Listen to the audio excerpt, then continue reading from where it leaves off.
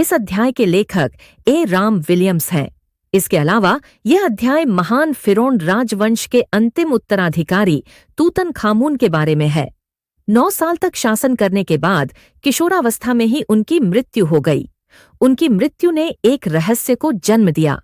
यह अध्याय सभी संभावित रहस्यों के बारे में बात करता है।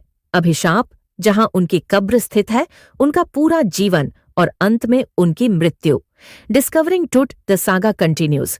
सारांश आपको टुट की मृत्यु के बारे में सभी तथ्य और जानकारी देगा।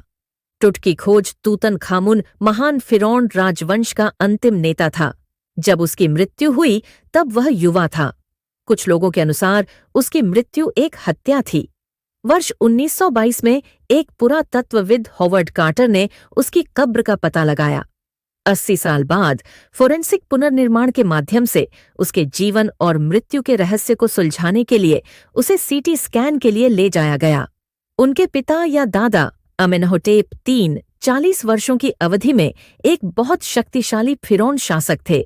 इसके अलावा उनके बेटे अमेनहोटेप IV ने उनका उत्तराधिकारी बना और मिस्र के इतिहास में सबसे अजीब अवधि की शुरुआत की।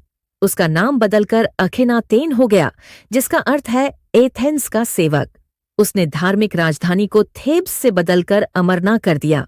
बाद में उसने एक देवता अमुन पर हमला किया, उसकी मूर्तियों को नष्ट कर दिया और उसके मंदिरों को बंद कर दिया। एक और रहस्यमय शासक ने उसे जन्म दिया जो बहुत जल्द मर गया। तूतनखामुन सत्ता पर बैठा और 9 साल तक शासन किया। जब टुट का ममीकृत शरीर मिला तो उसके पास ढेर सारा सोना और धन था। कार्टर को इतने सालों बाद वह मिला। खजानों पर शोध करने के बाद उसने अपने 3 नेस्टेड बक्सों की जांच करने की योजना बनाई। कब्र में खजाने के कई हिस्से पहले से ही गलत जगह पर रखे हुए थे। उनकी कब्र जमीन के 26 फीट नीचे चट्टान से काटी गई थी, जिसमें कुछ दीवार पेंटिंग भी थीं। इससे पता चलता है कि उन्हें मार्च या अप्रैल के महीनों में दफनाया गया था। ताबूत में से एक ने कार्टर को परेशानी में डाल दिया। टूट को ठोस सोने के निचले हिस्से से चिपकाने के लिए इस्तेमाल किए जाने वाले गोंद। ताबूत इतना सख्त था कि उसे हटाना असंभव था। उसने बॉक्स को कई घंटों तक धूप में रखा ताकि रेजिन निकल जाए, लेकिन यह काम नहीं आया।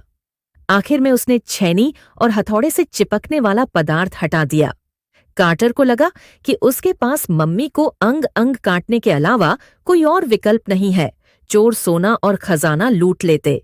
उसके आदमियों ने सबसे पहले मम्मी का सिर काटा, फिर उन्होंने हर जोड़ को काट दिया। शरीर के सभी अंगों को हटाने की प्रक्रिया के बाद उन्होंने उसे रेत की परत पर रख दिया। उन्होंने अंगों को एक लकड़ी के बक्से में रखा और उसे मूल स्थान पर रख दिया। बाद में जनवरी 2009 में शव को सीटी स्कैन के लिए ले जाया गया, जिसमें सैकड़ों एक्स-रे लिए गए और 3D इमेज बनाई गई। स्कैन के बाद उस रात कामगारों ने कब्र से शव को एक बॉक्स में डाल दिया। वे रैंप और सीढ़ियों से गुजरे और शव को हाइड्रोलिक ट्रेलर पर चढ़ाया, जिस पर स्कैनर लगा हुआ था। स्कैनर ने अचानक काम करना बंद कर दिया और सीटी स्कैन की प्रक्रिया रुक गई। अतिरिक्त पंखों की एक जोड़ी के इस्तेमाल के बाद स्कैन आखिरकार पूरा हो गया। 3 घंटे के बाद उन्होंने शव को वापस कब्र में स्थानांतरित कर दिया, जहां अब उसका शव शांति से आराम कर रहा है। डिस्कवरिंग टूट का निष्कर्ष अंत में। डिस्कवरिंग टूट द सागा कंटिन्यूज। सारांश आपको बताता है कि तूतनखामुन, जिसे टूट के नाम से भी जाना जाता है, एक बहादुर शासक था जो महान फराओ राजवंश का था। उसकी रहस्यमयी मौत हो गई और अब वह अपनी कब्र में शांति से आराम कर रहा है।